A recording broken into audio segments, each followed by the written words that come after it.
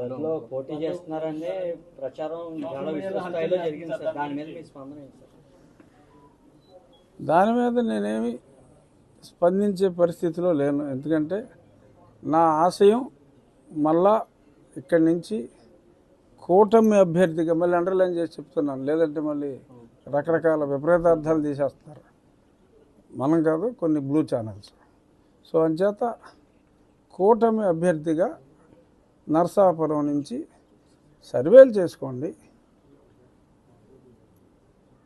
కనీసం 2 లక్షల మెజార్టీతో నెగ్గుతాను అని మీకు అనిపిస్తే అవకాశం ఇవ్వండి అని చెప్పి నా వంతు ప్రయత్నం తెలియజేసే ప్రయత్నం నేను చేస్తున్నా. సో నాకు నా నమ్మకం కూటమి అభ్యర్థిగా పార్లమెంటుకి సర్వేల అనంతరం అవకాశం వస్తుందేమో అని నా భావన. ఒకవేళ అది కాదు,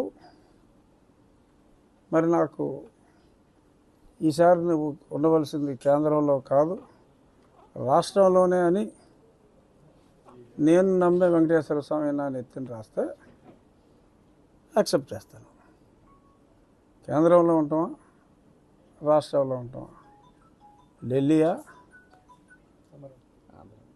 అమరావతి అనేది మరి 2 రోజుల్లో తేలుతుందని నేను అనుకుంటున్నా. ఆల్రెడీ తేలిపోయిందని కొన్ని ఛానల్స్లో వచ్చింది.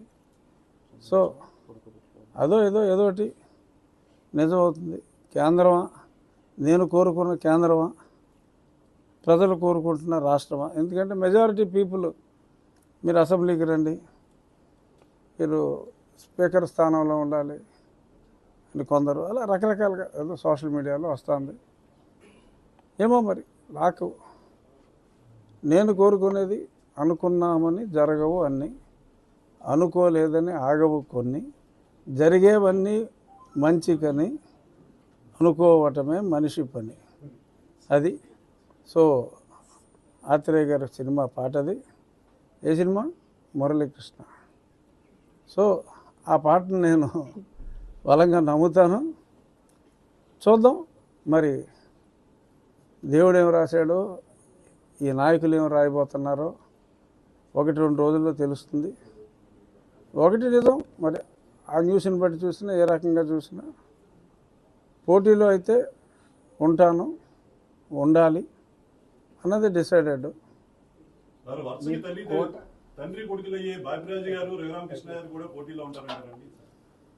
నాకు తెలిసి బాపిరాజు గారు నేను పోటీలో ఉంటే ఆయన పోటీ చేయను అని అన్నారు. సో తండ్రి కొడుకుల మధ్యన పోటీ ఉండదని నేను అనుకుంటున్నాను. సార్ మీకు సీటు రాలేదని మీకు సీటు రాలేదని ముగ్గురు పార్టీల అధినాయకులు కలిసి ఒక ఆలోచన చేయాలి, ఖచ్చితంగా కూటమిలో రఘురామకృష్ణ గారికి సీటు కేటాయించాలని ఒక నిర్ణయం వచ్చినట్టు ఛానల్స్లో కూడా వచ్చినాయి సార్. దాని మీద మీకు ఏదైనా సమాచారం కానీ భరోసా కానీ వాళ్ళు ఇచ్చారు? ఇప్పుడు ఒక్కవేళ ఇచ్చినా చెప్పలేని పరిస్థితి. సో అంచేత ఇవ్వలేదనే చెప్తాను, ఇచ్చినా చెప్పను. శాసనసభకి మీరు ప్రాతినిధ్యం ఏం చెప్పలేదు, ఊ అంటారండి. ఏ ఊ అంటారు సార్ మీరు? ఉండి అంటారా, ఉంగుటూరు అంటారండి? అంటే అది ఎక్కడుంది నాకు తెలీదు. నరసాపురంలో అయితే మీరు అన్న 2వ ఊ లేదు. సో అంచేత ఆ ఊకైతే ఊ అంట. సార్ ఉండి నియోజకవర్గంలో కూడా మీకు పాలాభిషేకం చేయడం, మీకు సీటు కేటాయిస్తారన్న ప్రచారం సాగడంతో హ్యూజ్ స్థాయిలో బాగా ఆదరణ లభిస్తుంది సార్. దాన్ని ఏ రకంగా తీసుకుంటారో దాన్ని బేస్ చేసుకుని ఏమన్నా అడిగే అవకాశం ఉంది? నేను అసలు అసెంబ్లీ అడగలేదు, నేను ఇంకా నరసాపురం అడుగుతున్నాను. మరి ఇందాక చెప్పాను కదా, దేవుడు ఏది రాశాడో ఈ నాయకులు నా నెత్తిన ఏ సీటు రాస్తారో నాకైతే నిజంగా తెలియదు. నేను మీడియాలో వార్తలే చూసా మీకులాగా. తెలుసని మీరు అనుకుంటాలో తప్పులేదు, కానీ తెలియనప్పుడు తెలియదని చెప్పడంలో కూడా తప్పులేదు. నేను ఏదో డాబుకి నాకు అన్నీ తెలుసని చెప్పుకోను, ఎందుకు ఊరికే వేస్ట్. చూద్దాం. ఒకసారి రేపు చంద్రబాబు నాయుడు గారు వస్తున్నారు కాబట్టి జాయినింగ్ ఉంటే ఎలాగో తెలుస్తుంది.